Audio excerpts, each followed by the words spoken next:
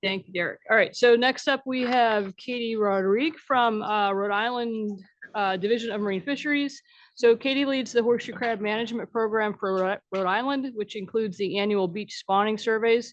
She currently serves as the chair for the ASMFC's Horseshoe Crab Stock Assessment Subcommittee and serves as a member of the Horseshoe Crab Technical Committee. In addition to her work with horseshoe crabs, she also leads the management program and monitoring surveys of blue crabs, as well as an annual survey of juvenile fish abundance in Rhode Island coastal salt ponds.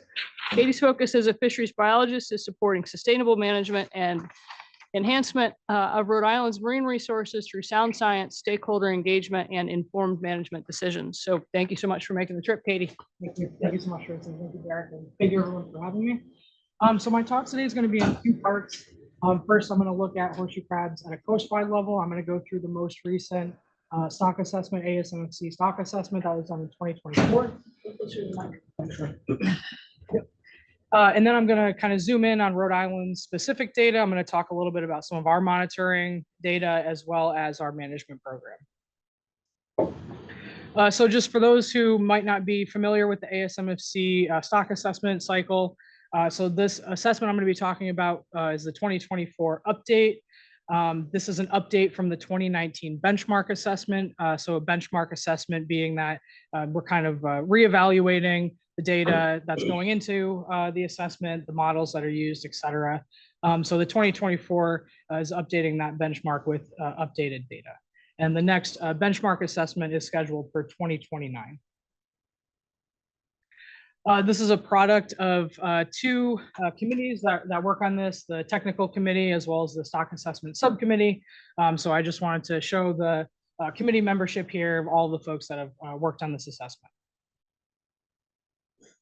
So first I'm going to go through our fishery dependent data. So this slide is showing bait landings.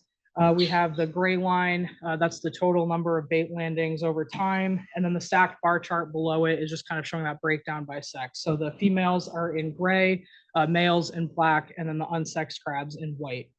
The orange line is the coastwide quota. And you can see throughout time, bait landings have not exceeded that quota. And since the 2019 benchmark, there was a slight decline in landings in 2020 due to COVID.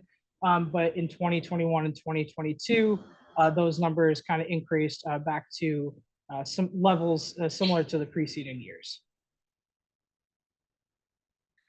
And this is bait landings broken down by management region. So there are 4 management regions coastwide. There's the Northeast region, New York, Delaware Bay, and the Southeast. And the majority of bait landings are harvested in Delaware Bay, and it's predominantly male harvest. That's due to harvest restrictions in Delaware Bay. And historically, New York has had the second highest landings, but in more recent years, that's actually been the Northeast. Next, the biomedical fishery. Since 2004, ASMFC has required states to collect various information to monitor the biomedical use of horseshoe crabs. So that includes the source of where those crabs came from, the total amount of harvest for the biomed fishery, and then characterizing that pre and post bleeding mortality. In recent years, sex data is also provided. So the black line here is the total number of crabs that are collected for biomed industry, and the gray line below it is the number of crabs that were actually bled. And then again, that stacked bar chart is just showing the breakdown by sex. So a meta-analysis of bleeding mortality studies was done for the 2019 benchmark, and that's where that 15% mortality rate applied to bled crabs comes from. That's added to the number of crabs that are actually observed dead during that process. So the orange line here shows that total amount of mortality from the biomed industry. And in 2022, that was estimated at about 146,000 crabs. Next, I'm going to move on to fishery independent data. So this is catch data that comes from different scientific sampling surveys and used to generate indices of relative abundance. So seeing how abundance of horseshoe crabs changes over time. There are many indices that I'm going to go through. 13 of them were actually used to determine stock status. And this information primarily comes from trawl surveys and beach stain surveys. I'm just going to kind of quickly show the indices. Later on, I'll kind of summarize the trends that we see in these and then how we've determined stock status from that. But here are the Northeast indices. So the Massachusetts Trawl Survey at the top there with north of Cape Cod on the left and south of Cape Cod on the right. And then the Rhode Island Trawl Survey on the bottom. A lot of these surveys, you'll notice there's a lot of variability in the data. And then for some data, we're missing 2020 due to COVID. That was the case for Massachusetts here. Next, the New York region. These indices are derived from 5 different surveys. So first, there's the Connecticut Long Island Sound Trawl Survey on the upper left there. The New York Peconic Trawl Survey on the right. And then the New York Western Long Island Sound Seine Survey on the bottom, broken up by 2 different areas, Jamaica Bay and then Little Neck and Manhasset Bays. And then the final index for the New York region comes from the New York region of the NEMAP survey, the Northeast Area Monitoring and Assessment Program. Next, we'll move on to Delaware Bay. So there are 14 different indices for Delaware Bay. First, the Delaware Bay region of the NEMAP survey on the left, and then the Maryland Coastal Bays survey on the right. There are 4 industries from the New Jersey Ocean Trawl Survey. So it's broken down by season and also by sex. On the top is the, the spring survey with females on the left and males on the right, and then the bottom, the fall survey. And then again, for this survey, there was no sampling in 2020 and 2021. Next, the Delaware Bay Adult Trawl Survey. So again, this survey is also broken down by season and by sex. And then the final set of indices for Delaware Bay come from the Virginia Tech Trawl Survey. These are not only separated by sex, but also by maturity stage. So on the upper graphs, that's the newly mature individuals, and the bottom are the mature individuals. And the gap in the middle of the time series is due to a lapse in funding for this survey. All right, and lastly, the Southeast region. In the upper left here, we've got the North Carolina Estuary and Gillnet Survey. On the upper right, the South Carolina Crustacean Research and Monitoring Survey, also called their Estuarine Trawl Survey. And on the bottom, the South Carolina Trammel Net Survey on the left, and the South Carolina region of the CMAP survey on the right. These are marked with red stars and kind of circled the terminal years in the survey because both of these surveys underwent major changes in their sampling design and also reduced sampling. So any trends from these surveys, we're trying to interpret with caution because we're not sure if that's indicative of the actual abundance changes or of the survey design changes. And then lastly, the Georgia-Florida region of the CMAP survey on the left. Again, same story for the survey changes there. And then to the right is the Georgia Trawl Survey. Next, I'll talk about the tagging data and analysis. So I'm sure everyone's familiar with the little disc tags that are used to tag horseshoe crabs. And then folks can call into or fill out the form for U.S. Fish and Wildlife Service. And all of that information goes into a tagging database. It provides regional recapture rates, and also regional survival estimates are generated from a mark recapture analysis from that information.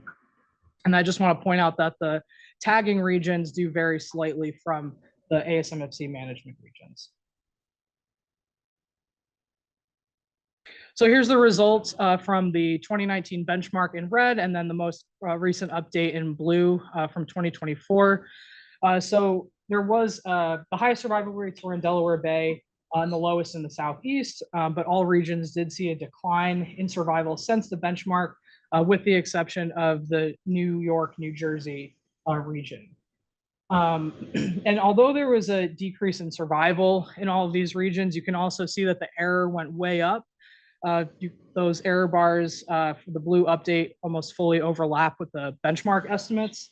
And this is likely due to reduced tagging effort and recapture effort in the later years of this assessment, which I'll kind of show in more detail in a bit.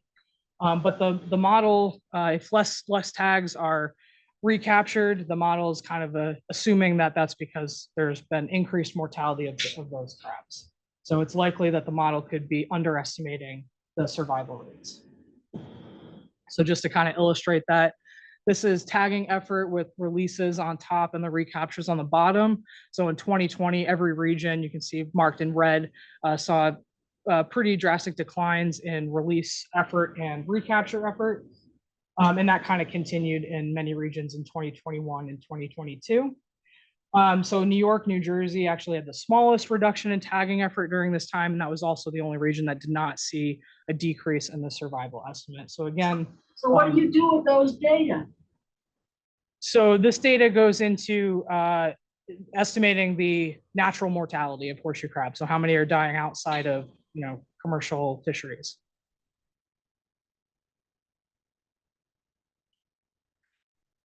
So next I'll talk about the catch multiple survey analysis.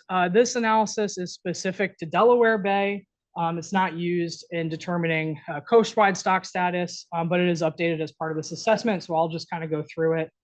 And what this analysis does is it takes the number of newly mature crabs and the number of mature crabs, subtracts the amount that are harvested and the amount that are lost to natural mortality. And it uses that information to predict the populations, male and female populations in the following year.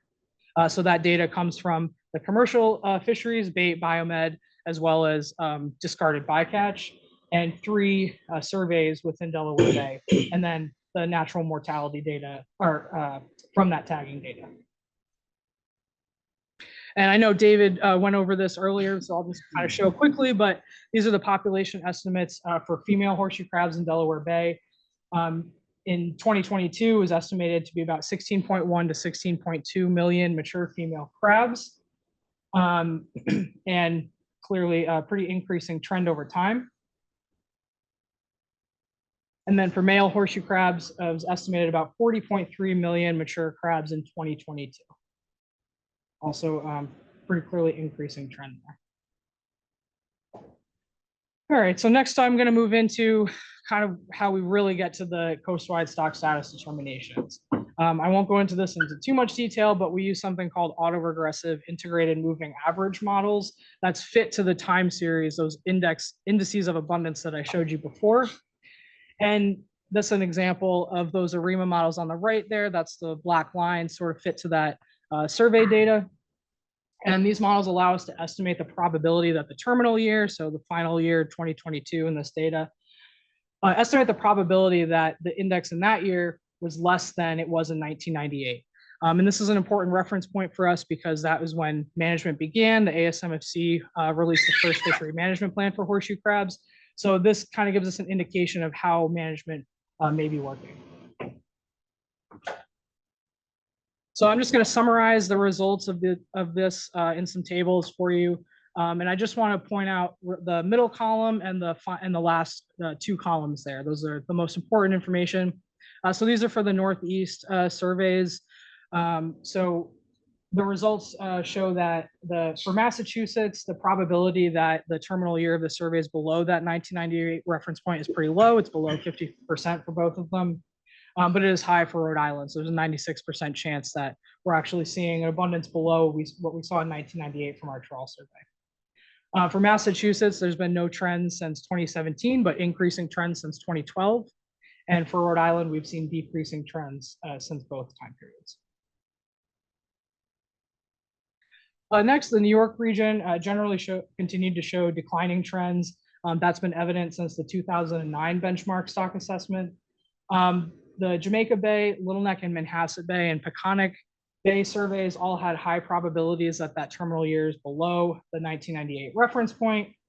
However, the Connecticut Long Island Sound trawl survey showed increasing trends since 2012, and NEMAP and the New York Peconic trawl surveys have increased over the last 10 years. And for Delaware Bay, nearly all of the surveys showed increasing trends and low probabilities that the 2022 abundance was less than it was in 1998. And now here are the results specifically for the Virginia Tech trawl survey. So the only exception to these positive trends we're seeing is for the newly mature female crabs, which has shown low abundance since 2019. So this was kind of discussed in the previous benchmark assessment and during this update. And there's a few hypotheses for why this could be. The first is that there's a recruitment failure going on in recent years, but that does seem the least likely hypothesis because we're not seeing a similar decreasing trend with the multiparous females, those females that are mature and have spawned more than once. We're also not seeing the same decrease with the newly mature male crabs, so we wouldn't expect to see differing recruitment between the sexes like that. The second hypothesis is that there is a change in the spatial distribution of those newly mature female crabs, and so the catchability of the survey is lower. They're not being catched in the survey for some reason. And then the third hypothesis is that they're simply being misclassified, that these newly mature female crabs are being misclassified as mature females, and so they're kind of being lost. And both immature males and females are declining according to the trend. A Mann-Kendall test was used for that trend information, but there's low probability that they're below the lower quartile reference point. So there's no 1998 reference point for the survey because it's not been going on that long, but low probability that it's below the lowest 25% of the data. All right, and finally the Southeast. Previous assessments have generally showed that the Southeast has increasing or stable trends. But this update indicates that there could be maybe some signs of decline in abundance on the South Carolina TramelNet survey, the Georgia trawl, and the Georgia Florida portion of the CMAP survey showed declining trends in recent years, but low probabilities of being less than the 1998 reference point. And then, as I already kind of mentioned, those surveys underwent changes, so we're interpreting that with caution. And now all of this kind of culminates to this summary here, which is the stock status for each region and then for coastwide. So this is based on the percentage of the surveys that are below or have a greater than 50% probability of the 2022 data being less than the 1998 reference point. So if greater than 66% of the surveys meet that criteria, it's considered a poor status, good if it's less than 33%, and neutral if it's somewhere in between. So we have the same kind of regional determinations as 2019 with the exception of Delaware Bay. So that's gone from neutral to good, which is great. The Northeast region remains neutral. The New York region remains poor since the 2019 benchmark. So there's a couple thoughts of why that could be. Either bait harvest still remains at a level that's not sustainable in the New York region, or the habitat has changed and it just cannot support the number of horseshoe crabs that it once was able. And again, just to reiterate, although stock status in the Southeast region is good, we're kind of looking at some of those other survey indices with caution, because there could be some signs of a decline.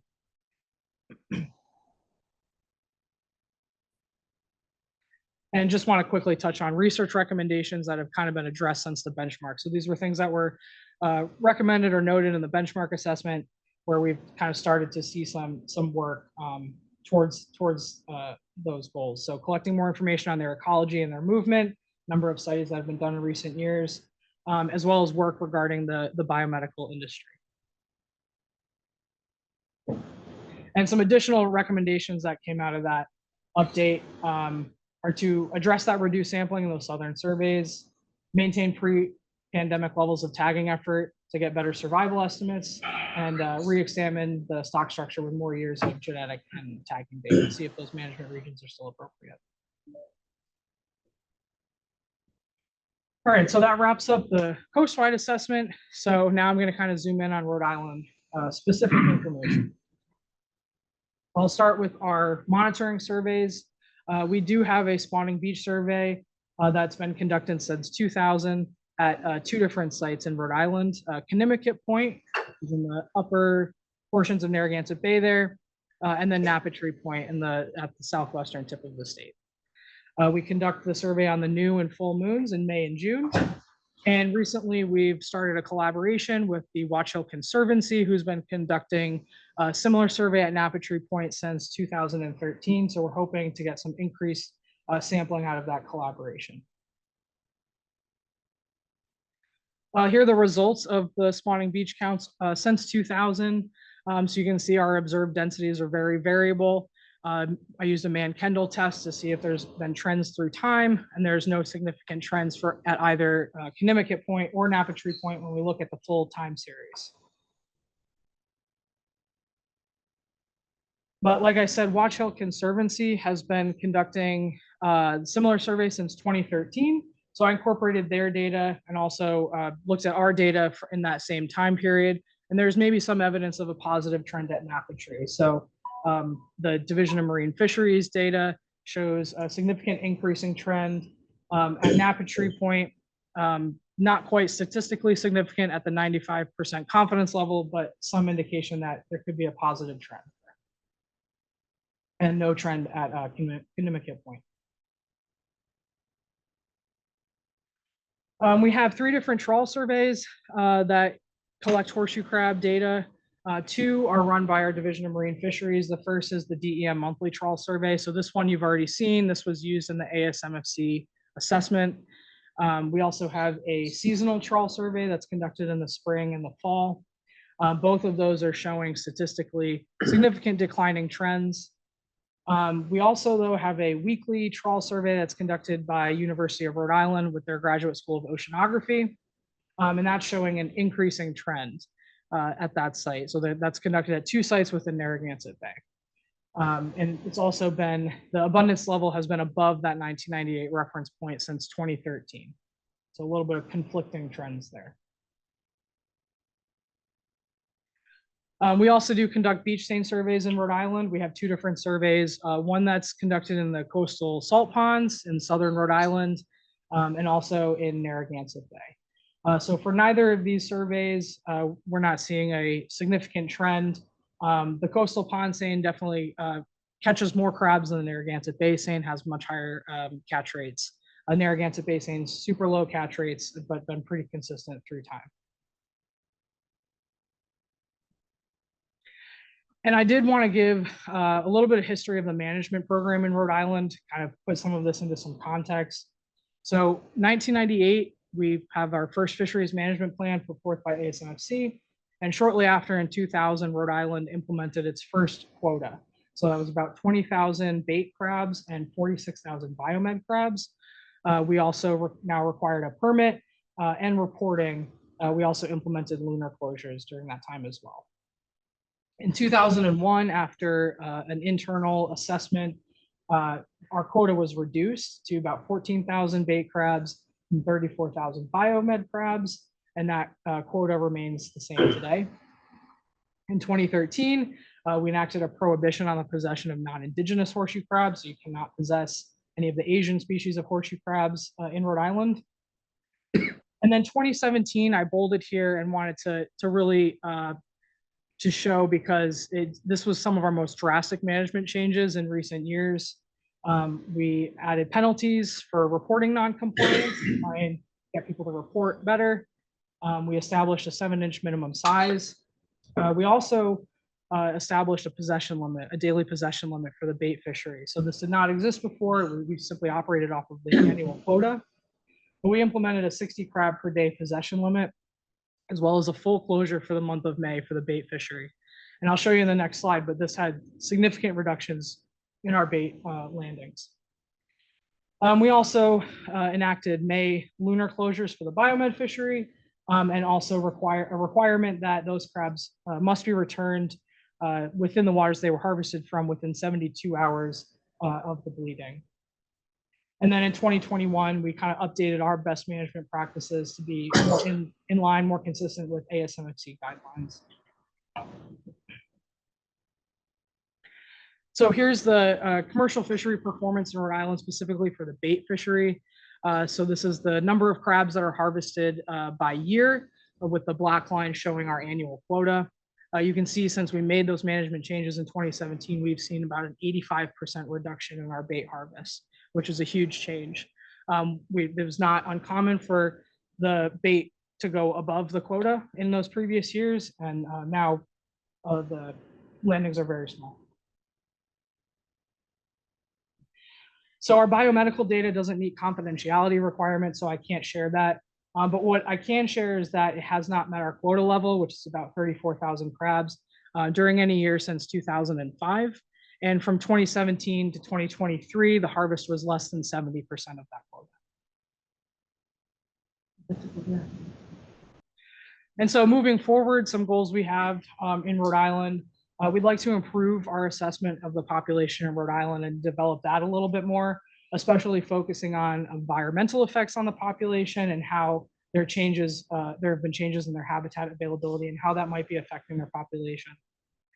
I talked about our collaboration with the Watch Hill Conservancy. So we're hoping to increase our spawning beach survey sampling at our long-term monitoring sites and hopefully get a little bit better estimates of their spawning densities, reduce some of that variability in our data. And then finally, I think really importantly is to continue to monitor the effects of that 2017 management that I talked about. Because we're beginning to approach that 10-year mark, and that's the age of maturity for horseshoe crabs. So we would hope to start see the results of those management changes as those crabs are now entering the spawning population. And with that, I'd be happy to take any questions. Yeah, thanks, Katie, for your presentation. And I'm Marty Gary with New York Marine Resources Division. I was wondering if you could characterize, comment on the utility of spawning surveys in the stock assessment process. And I'm sort of looking forward to the 2029 benchmark and what the efficacy or lack thereof might be. And I'm fairly new to horseshoe crabs, came from Chesapeake Bay to New York about a year and a half ago. We have that resource down there, but as you noted in your presentation, the New York metrics, or some of those indices have a negative trend, but some of our others have a positive trend. And we're just curious about how that figures in or can't figure in to the stock assessment process. Thank you. Yeah, sure. So I mean, that's something that we struggle with in Rhode Island too. You can see we've got some opposing trends that we're trying to kind of figure out. From what I understand, I wasn't involved with the 2019 benchmark, but from what I understand, one of the issues with the spawning beach survey is consistent methods across different states. And I think that was the main reason why it wasn't able to be incorporated into the assessment. So part of what I'd like to do right now, I'm the lead horseshoe crab biologist. I'm also the sole horseshoe crab biologist for Rhode Island. So I'm hoping that this collaboration, rather than just visiting these spawning sites, once every moon cycle, we can up that to try and be more in line with the Massachusetts survey methods and just get better data. And then moving forward, hopefully be able to incorporate that into those assessments. Thank you.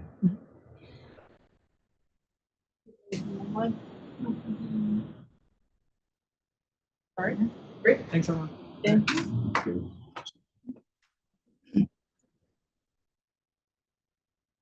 All right, so that is our last planned speaker. So I can ask the room, I guess, are there any general questions? You guys have had a little bit to think and a lot to digest. So do you have any questions from any of the earlier talks or any larger scale science questions? Is everybody starving for lunch and just done? Yeah.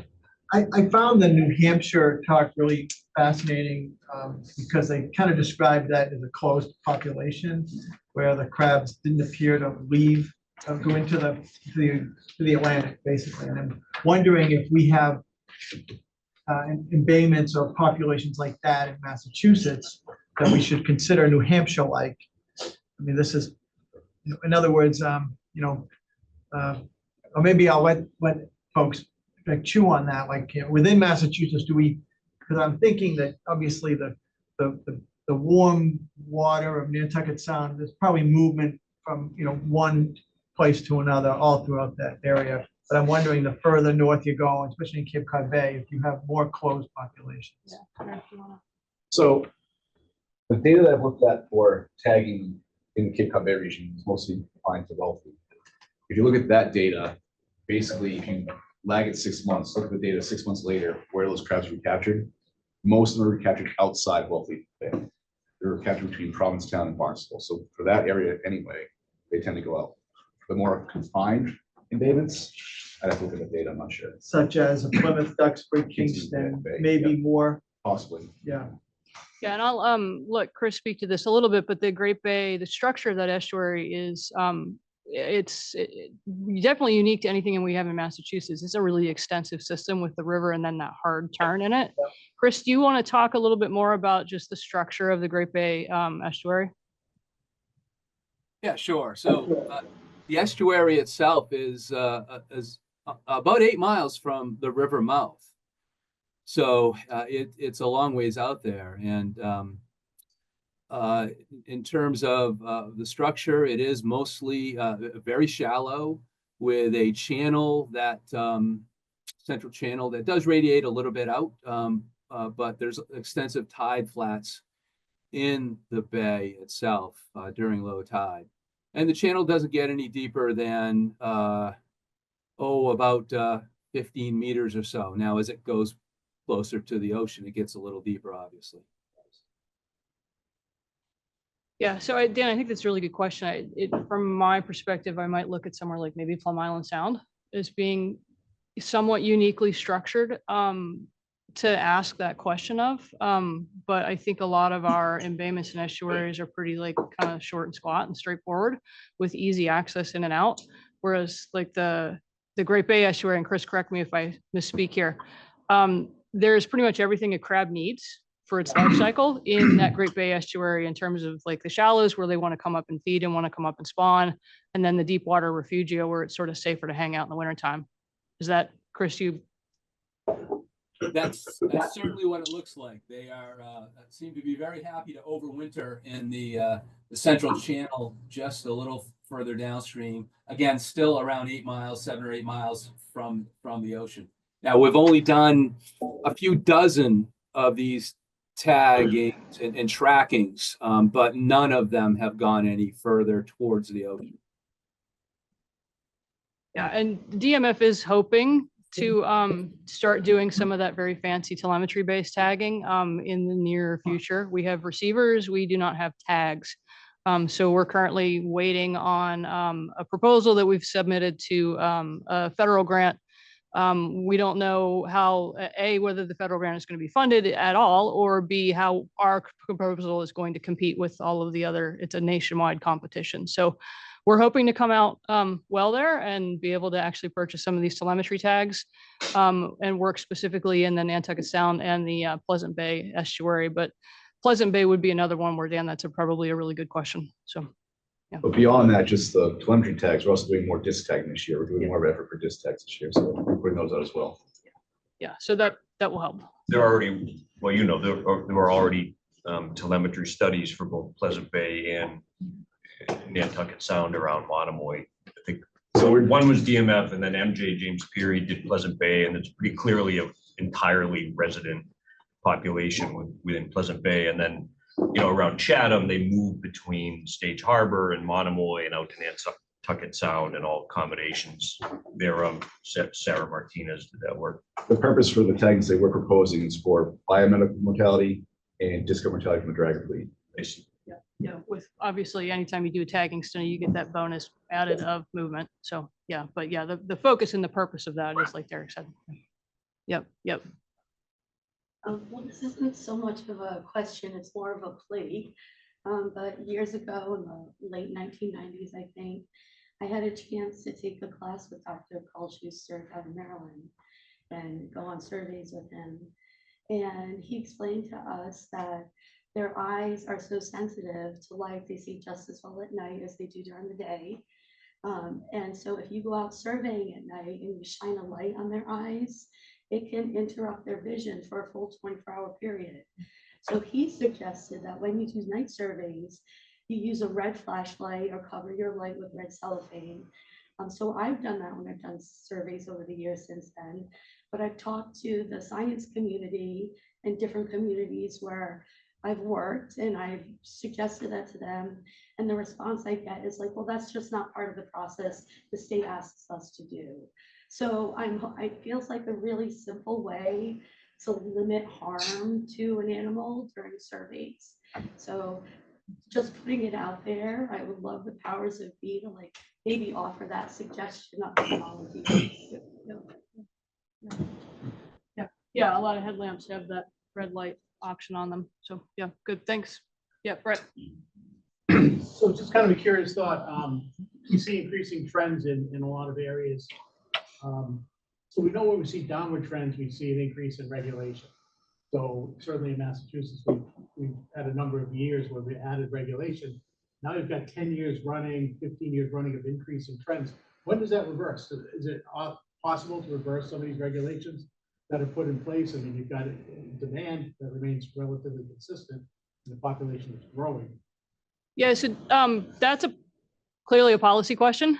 So I'm going to punt it to Dan, and I think it's probably a conversation that could be had at either the ASMSC board level or with the various individual states. If Dan feels like tackling it right now, we have time. Yeah, Brett, I mean, we're just like in the second year now of the spawning closure, the mid-April to the early June spawning closure. And we really haven't had a chance to look at the impacts it's had on the fishery. I think we need a little bit more information to understand the impacts it's had on the fishery, but I'm certainly willing to continue, discussions with the industry about ways to sort of maintain even if we're maintaining the catch rate, but find ways to make it more convenient for when people are taking these crabs.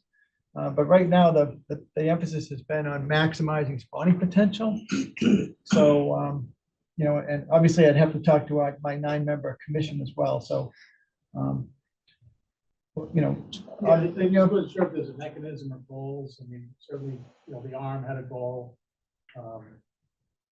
I think a little state like ours isn't really bound by, well, first of all, we don't have another state that's co-managing the stock like the mess in Delaware Bay.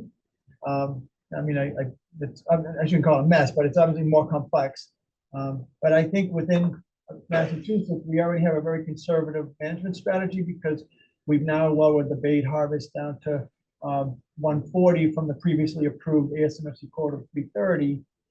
So I think we're open-minded, and we'll continue to speak to you and other members of the fishing community and the fishing interest.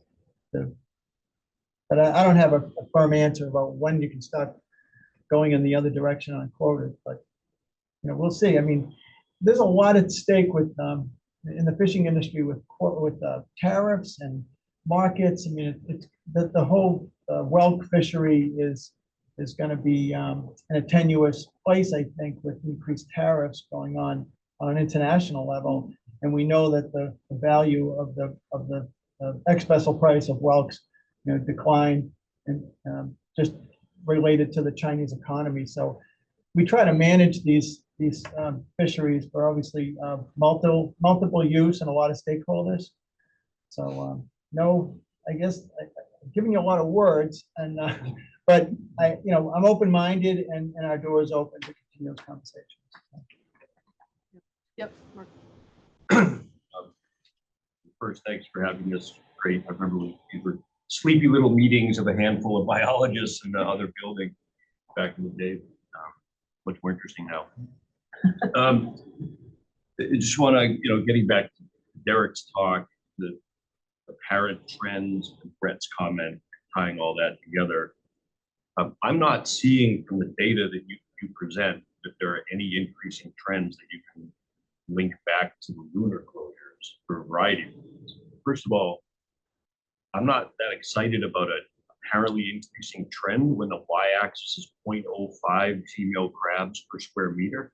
I think there's not enough focus on those y-axes when you're presenting this data and how different they are between sites that have been managed better, like around Monomoy and Pleasant Bay, and sites where the populations are low, still very low for a variety of reasons. Beach raking, whatever's happening in Wellfleet, Derek and I have talked about Wellfleet, we don't know why that's not increasing.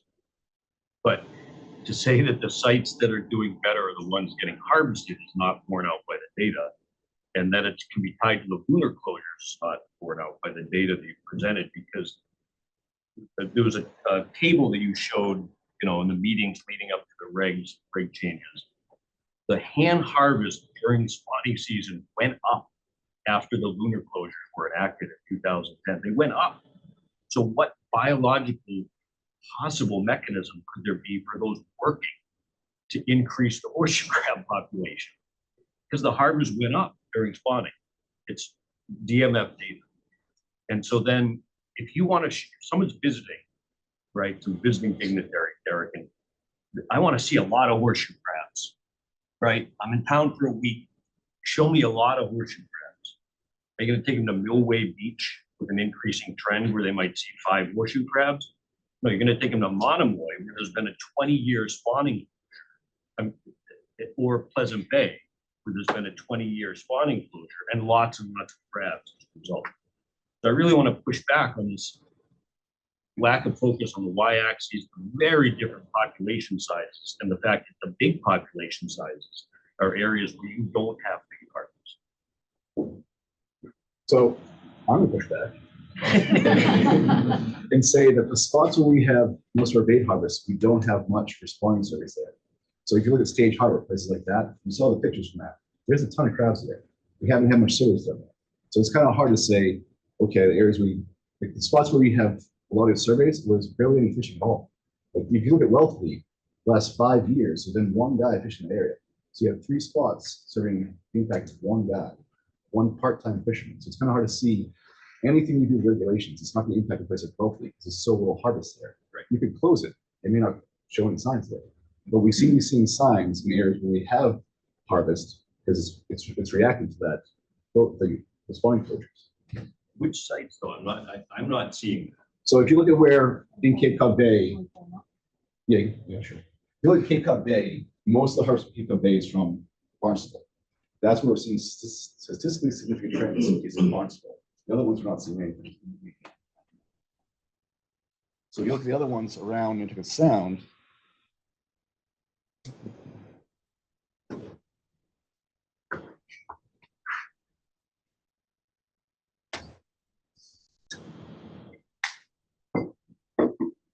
again, this calls for more spawning surveys in Nantucket Sound. We need to pin that down a little bit better. But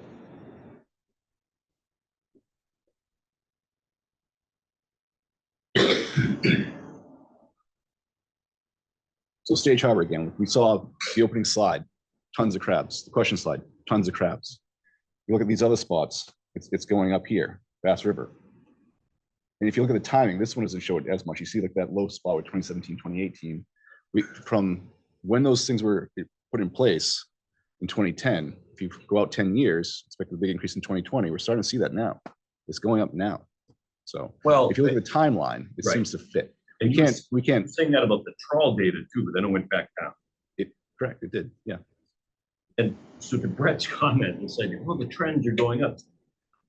No, the trend is from 0.05 female crabs per 5 square meters to 0.07. Mark, you're discounting this though. Like you're discounting this and this. The trends are overwhelmingly positive. They're all going the right direction. I'm not discounting the trends. I'm discounting that the base population is high enough to talk about walking back the rigs. It's not recovery.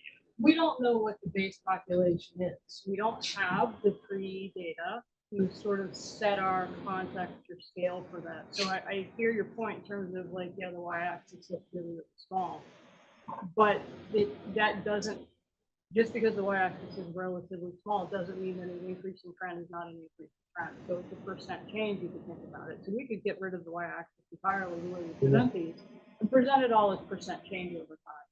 And that would, we would see this increase in trend in these beaches where, Derek pointed it out. I think that the other thing to think about when you think about a density is understanding that these beaches all have different carrying capacity. So they all have different max capacity of crabs that they can handle. That doesn't necessarily come into either the survey design, or again, we don't know what that context is. We don't know what the max carrying capacity for a specific beach is. So really chasing the nuances of the small y-axis is really tricky. And that's one of the reasons why with this species and with a number of other species, we focus really heavily on understanding change over time. So the marine animals, and I mean, to some extent, I don't work in the terrestrial environment, the terrestrial animals, they're really hard to count. They're really hard to count accurately and say, I know exactly how many of these critters are actually out there. That's why the focus with a lot of the surveys is very much on this long time series, consistent survey method, and understanding how that population has changed over time. Unfortunately, with horseshoe crabs, we just don't have the pre-harvest history, which honestly, with a lot of our species, we don't have pre-harvest history. To really sort of set that scale and sort of set the idea for each of these beaches, what should be our target level.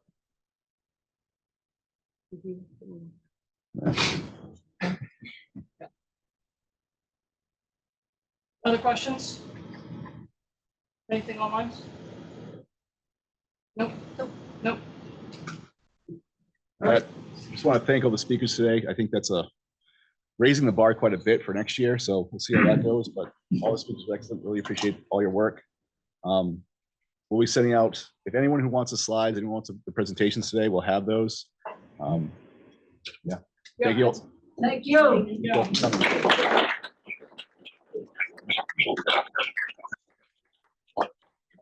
That's All right, thank you all. All right.